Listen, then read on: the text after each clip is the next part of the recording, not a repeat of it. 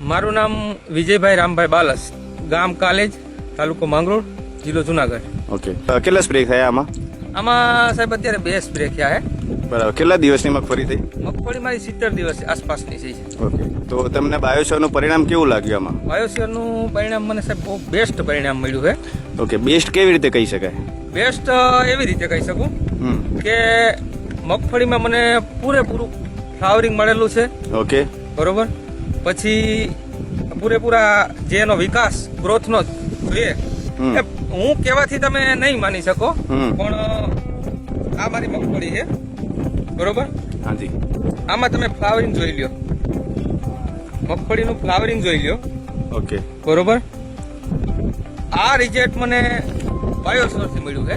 Okay, તમે કેટલા સમયથી બાયોશર વાપરો છો? હું લગભગ 4 વર્ષથી વાપરું છું. 4 વર્ષથી વાપરો છો? હા, 4 વર્ષથી વાપરું છું. ઓકે, અને મને બહુ બેસ્ટ પરિણામ મળ્યું છે. આના સિવાય તમે બીજા કોઈ પાકમાં વાપરેલું છે બાયોશર? હા, બીજું કંટોલીમાં વાપર, ઓકે, અને કંટોલીમાં મેં છાંટેલું છે.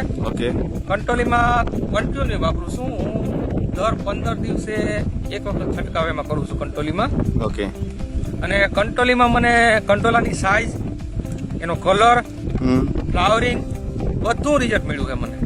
ઓકે, તો આપણે બીજા કોઈ આજુબાજુના ખેડૂત મિત્રોને મેસેજ કેવો હોય બાયોશર વિશે, તો તમે બીજા ખેડૂતોને શું કહેવા માંગો બાયોશર વિશે? બીજા ખેડૂતને હું કહેવા માંગુ છું કે હું એક ખેડૂતનો દીકરો છું અને તમને સાચી સલાહ આપું કે તમે બાયોશર વાપરો. Thank you.